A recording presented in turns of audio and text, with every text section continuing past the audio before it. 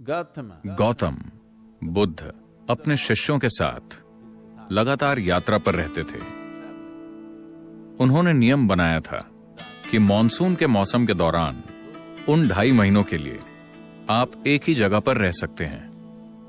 उन सन्यासियों और भिक्षुओं के लिए जो उनके साथ थे, एक नियम था कि आपको 2 दिन से ज्यादा किसी भी जगह पर नहीं रहना चाहिए। आमतौर पर भिक्षुओं को कई घरों में आसरा दिया जाता था, इसलिए उन्होंने ये नियम बनाया कि 2 रात से ज्यादा आप एक घर में नहीं रह सकते, वरना उस परिवार पर काफी बोझ पड़ेगा। वो 10 लोगों को आसरा दे रहे हैं, आप वहां 1 महीने के लिए मत रुकिए। सिर्फ 2 दिन। होना तो ये 1 दिन चाहिए था, लेकिन 2 इसलिए क्योंकि आप इतना लंबा सफर तय करके आए हैं, थोड़ा आराम मिल जाए। लेकिन मॉनसून के मौसम के दौरान उन्होंने कहा कि 2 से 2.5 महीने तक आप एक ही जगह पर रह सकते हैं, क्योंकि मॉनसून के मौसम के दौरान जंगलों के रास्तों से होकर गुजरना खतरनाक होगा और कई लोगों की जान भी जा सकती है। तो ये एक ऐसा ही समय था। वो एक बड़े शहर में ठहरे और वो बहुत सारे घरों में रहने लगे। भिक्षु लोगों से भिक्षा मांगने के लिए बाहर निकले।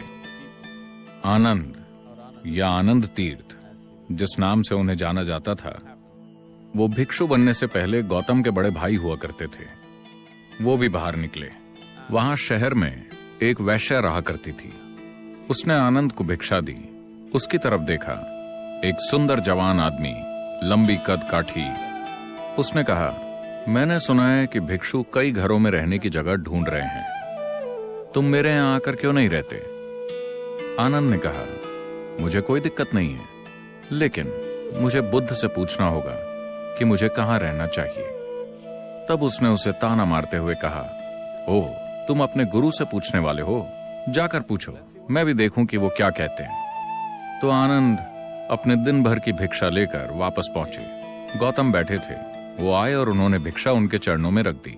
सारे लोग जहां भी जाएं, उन्हें भोजन और रहने की जगह का इंतजाम करना था। तो आनंद ने पूछा, इस तरह ये महिला मुझे न्योता दे रही है, क्या मैं वहां रह सकता हूँ? गौतम ने कहा, अगर वो आपको इतने प्यार से आमंत्रित कर रही है तो आपको वहां जाकर रहना चाहिए। शहर के लोग जो वहां बैठे थे, उन्होंने कहा, क्या एक सन्यासी जाकर एक वैश्या के घर में रहेगा? बहुत हो गया। ये आध्यात्मिक प्रक्रिया भ्रष्ट हो गई है। गौतम ने उन्हें देखा और कहा, आप इतने परेशान क्यों हो रहे हैं? वो महिला इन्हें न्योता दे रही है, इन्हें वहां रहने दीजिए, इसमें परेशानी क्या है? वो सभी खड़े होने लगे और उन्होंने चिल्लाना शुरू कर दिया। उन्होंने कहा, रुकिए, मैं इस मार्ग पर हूं क्योंकि मुझे लगता है कि ये जीने का सबसे शक्तिशाली तरीका है। अब आप मुझसे कह रहे हैं कि उसके तरीके मेरे तरीकों से ज्यादा शक्तिशाली हैं।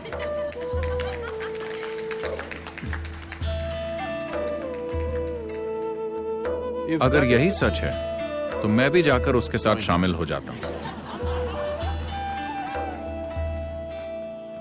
मैं यहां हूं क्योंकि मुझे लगता है कि ये जीने का सबसे अनमोल और शक्तिशाली तरीका है। अगर आपको लगता है कि उसके तरीके मेरे तरीकों से बेहतर हैं, तो मुझे भी वहां जाकर शामिल हो जाना चाहिए, क्योंकि अगर आप एक सच्चे साधक हैं तो ऐसा ही होना चाहिए। अगर आपको कहीं ज्यादा ऊंची चीज मिलती है तो आपको वहां जाना चाहिए। फिर लोग चिल्लाने लगे और कुछ लोग चले भी गए।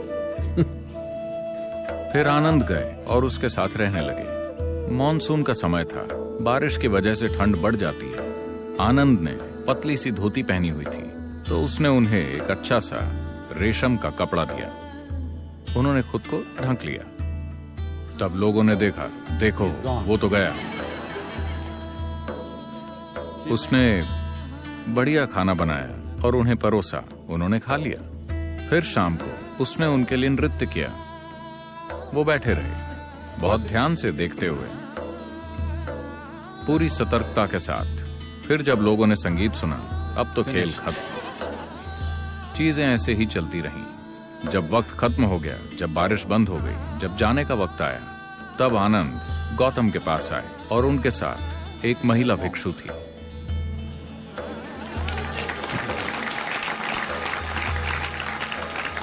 तो The power of being on the path of truth has been there. सत्य के मार्ग पर चलना हमेशा से शक्तिशाली रहा है, लेकिन कई बार ये ऊंचाइयों तक पहुंचा है पर कभी मुख्य धारा नहीं बना। मैं देख रहा हूं कि आज कम्युनिकेट करने की हमारी क्षमता की वजह से, टेक्नोलॉजी की वजह से, इंसान की चाहत, सत्य को खोजने की इंसान के अंदर की स्वाभाविक चाहत, ये कोई सिखाई हुई चीज नहीं है। ये कोई ऐसी चीज नहीं है जो लोगों को सिखाई गई है कि आपको सत्य की खोज करनी चाहिए। ये इंसानी बुद्धि के लिए स्वाभाविक है कि वो सबसे ऊंची चीज को खोजती है। किसी भी इंसान को अगर एक मौका दिया जाए ये चुनने का कि या तो यहां रहिए या वहां, तो वो हमेशा कहेगा मैं वहां रहना चाहता हूं। अभी हो सकता है कि वो यहां फंसा हुआ हो, पर उसकी इच्छा हमेशा सबसे ऊंची जगह पहुंचने की होती है।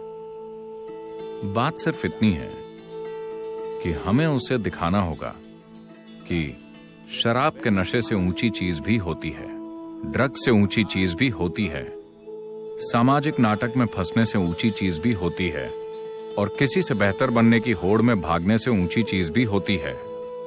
हमें बस उसे यह दिखाना होगा, हमें उसे यह समझाना होगा कि एक ज्यादा ऊंची संभावना मौजूद है। हमेशा से बहुत से ऋषि, संत, योगी और गुरु ऐसा करते आए हैं, लेकिन जैसा कि मैंने कहा, वो सज्जन लोग थे। उनके पास मेरे जैसी आवाज नहीं थी।